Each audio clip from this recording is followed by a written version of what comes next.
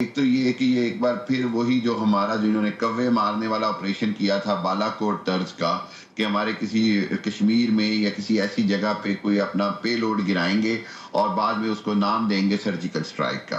دوسرا ان کا ذہن میں یہ آ رہا ہے کہ پاکستان کے جو انٹرنیشنل باؤنڈری ہے اس کے اندر باولپور ہو گیا، سیالکوٹ سیکٹر ہو گیا، اس کے اندر کوئی ایسی کاروائی کریں جس میں یہ نام لے سکیں کہ جی ہم نے کسی گروپ کو ٹارگٹ کیا یا کسی شخصیت کو ٹارگٹ کیا، تاکہ وہ جو سرجیکل سٹرائک ہے اس کے علاوہ اگر یہ کوئی بھی آفینسو یا اس کو اگر زمینی فوج کے ذریعے ٹینکوں کے ذریعے کوئی ایسی کاروائی کرنے کی کریں گے تو میرا خیال یہ ہے کہ یہ ایک بہت بڑی جنگ چھڑ سکتی ہے، اتنی بڑی بیوقوفی نہیں کرے گا۔ اور آخری بات تو یہ ہے کہ پاکستان پوری طرح سے تیار ہے، اور اگر کوئی بھی کاروائی کی گئی تو میں کل ایک انڈین چینل پہ تھا، میں نے ان کو کہا کہ پاکستان کے پاس یہ نہیں کہ دہلی تک کی رینج کے میزائل ہیں، پاکستان اینڈ آف انڈیا یعنی مدراس تک جو ہے پاکستان کی پہنچ ہے، اور پاکستان ان کو کہیں پر بھی سبق سکھا سکتا ہے۔ میرا خیال ہے ایون انڈیا کے پاس بھی جو انٹیلیجنس رپورٹس ہیں، اسی لیے امریکہ نے پچھلے 2 دنوں سے 24-48 گھنٹوں میں بڑا واضح بیان دیا ہے کہ مختلف لیولز کے اوپر پاکستان اور انڈیا کے درمیان رابطے بحال کرنے کی کوشش کی جا رہی ہے، اس ٹینشن کو کم کرنے کی کوشش کی جا رہی ہے۔ دنیا کی انٹرنیشنل طاقتیں بھی سمجھتی ہیں کہ 2 ایٹمی ملکوں کے درمیان جنگ جو ہے وہ کتنی خطرناک ہو سکتی ہے، اور اس کا رسک لینا جو ہے وہ کتنا قیامت خیز ہو سکتا ہے۔ اچھا یہ بتائیے گا کہ اگر دونوں ملکوں کے درمیان جھڑپ ہوتی ہے تو اس پہ اکنامیکل افیکٹ دونوں ملکوں پہ کیسے پڑ سکتا ہے؟ دیکھیے بہت برا ایفیکٹ ہوگا دونوں ملکوں کی معیشت پہ، پاکستان کی معیشت پہ بھی ہوگا، لیکن چونکہ پاکستان کی معیشت تو آلریڈی کافی سٹرگل کر رہی تھی اور میرا خیال ہے کہ ابھی تھوڑی بہتری کی طرف آئی۔ میں اس کو اپریشیٹ کروں گا پرائم منسٹر شہباز شریف کی ایفرٹس کو، جو انہوں نے ملک کو اتنی بحران سے نکالا اور اس کے بعد اب سٹیبلٹی کی طرف آئی۔ Economical all indicators are very positive, اور اس میں گورنمنٹ کو اپریشیٹ کرنا چاہیے، لیکن وہیں پر ہمارے دشمن کو شاید یہ سٹیبلٹی جو ہے وہ ایک آنکھ نہیں بار رہی ہے، اور اس کے نتیجے میں آج دیکھیے کہ میرا خیال یہ ہے کہ وہ یہ چاہتے ہیں کہ پاکستان میں اکنامیکل ڈی سٹیبلٹی آئے۔ خود انڈیا کو بڑا نقصان ہوگا، انڈیا کی فضائی حدود بند کی گئی ہیں تو ان کو لاکھوں ڈالر کا روزانہ کا نقصان ہو رہا ہے۔ اس کے بعد انڈیا کی ٹرانزٹ ٹریڈ بند کی گئی ہے افغانستان اور وسط ایشیائی ریاستوں کے لیے، اگین انڈیا کو لاکھوں ڈالر کا نقصان ہو رہا ہے۔ دیکھیں جو جتنی بڑی معیشت ہوتی ہے اس کے لیے نقصانات بھی اتنے بڑے ہوتے ہیں۔ جی پاکستان کی معیشت بہت بڑی نہیں ہے تو اس حوالے سے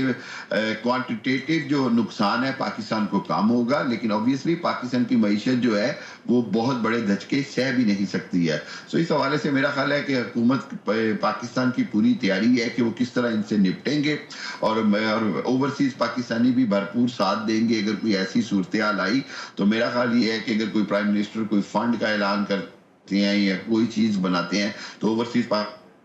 پاکستانی حکومت پاکستان اور افواج پاکستان پر اعتماد کرتے ہوئے دشمن سے لڑنے کے لیے ہر طرح سے پیش ہوں گے۔ اچھا بتائیے گا، کل D G I S P R نے پاکستان میں بھارتی فوج کی دہشت گردی کے واضح ثبوت دیے۔ اتنے واضح ثبوت ہونے کے باوجود بھارت پر کوئی عالمی دباؤ نظر نہیں آتا، اس کی کیا وجہ ہے؟ دیکھیے یہ بڑی بدقسمتی ہے، میں تو یہ بات بار بار کہتا ہوں کہ یہ بڑی بدقسمتی ہے کہ پاکستان بڑے سے بڑے ثبوت دیتا ہے، ڈوزیئرز دیتا ہے، کلبھوشن یادیو کی شکل میں زندہ مثال دیتا ہے، اس کے بعد سربجیت سنگھ تھا ہماری جیلوں میں قید، اس کے بعد ابھی پلوامہ کا حادثے کے بعد جو کچھ ہوا، جس انداز میں ابھی نندن کو پکڑا گیا، مار گرایا گیا، یہ سارے ثبوت کے باوجود اگر انڈیا نہیں مانتا اور دنیا انڈیا کے ساتھ اپنے معاشی مفادات کی وجہ سے آنکھیں بند کر رہی ہے، تو اس کا نقصان آئندہ آنے والے دنوں میں دنیا کو ہو سکتا ہے۔ اگر پاکستان کی انڈیا کی کوئی بڑی جنگ لڑ گئی تو پھر ان تمام ملکوں کے معاشی مفادات جو ہیں وہ متاثر ہوں گے۔ کاروبار نہیں ہوتے ہیں جنگ کے دوران تو وہ پھر سارا کچھ انڈیا کے لیے بند ہوگا۔ تو میرا خیال یہ ہے کہ انٹرنیشنل طاقتوں کو یہ سوچنا چاہیے، یہ سمجھنا چاہیے۔ अरे इस वक्त देखिए हमने कल भी बात की थी और ये बात जो है वो सामने आई कि मोदी जो है वो हमेशा से जो है वो अपनी सियासत चमकाने के लिए वो इस किस्म की जो है ना बयानात और इस किस्म की हरकतें वो करते रहते हैं। डू यू थिंक सो कि इस दफ़ा जो है जो सिचुएशन है उसमें अवाम जो है उनका रद्द अमल, जो भारतीय अवाम है उनका रद्द अमल इस वक्त जो है बड़ा नेगेटिव जा रहा है मोदी के हवाले से?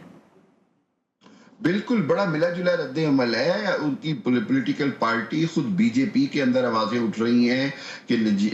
जो मोदी हैं, अमित शाह हैं, उन्होंने पूरे इंडिया को शर्मिंदा करवाया है। और ऐसा झूठा प्रोपेगेंडा जो 1-2 दिन में पकड़ा गया, उसका क्या फ़ायदा? फिर इंडियन अवाम के अंदर भी है कि बिहार के इलेक्शन, और जब भी इलेक्शन आते हैं तभी क्यों पाकिस्तान की तरफ से अटैक या कोई इस तरह के ड्रामे का वावेला किया जाता है। मेरा ख़्याल ये है कि जो पढ़ी लिखी क्लास है इंडिया की, वो ये सारी सूरत-ए-हाल बड़ी अच्छी तरह देख रही है, समझ रही है, और उनको अंदाज़ा है कि ये सब झूठ है। इससे इससे किसी भी हालत में इंडिया को कोई फ़ायदा नहीं होगा। और जबकि मैं ये समझता हूँ कि देखें, इसी वक्त मैं कभी-कभी कंपैरेटिव करता हूँ कि पाकिस्तान के सियासतदान या पाकिस्तान की हुकूमतें बड़ी ज़िम्मेदारी का सबूत देती हैं। अभी भी देखें ना, प्राइम मिनिस्टर शहबाज शरीफ ने अक़वाम मुत्तहिदा के जनरल सेक्रेटरी से बात की, पाकिस्तान ने अमेरिका और दूसरे चैनल्स को एंगेज किया। सो हुकूमत ने अपने तय जिस हिसाब से इसको काउंटर किया है, वो बहुत एप्रिशिएट करना चाहिए। हुकूमत की तरफ से जिस अंदाज में सफारती कोशिशें की जा रही हैं, पूरी दुनिया में इंडिया को एक्सपोज किया जा रहा है, मेरा ख्याल ये है कि ना सिर्फ foreign office, prime minister Shahbaz शरीफ, बल्कि अफवाज पाकिस्तान, ISPR सब मिलकर एक बेहतरीन काउंटर स्ट्रेटजी से इंडिया को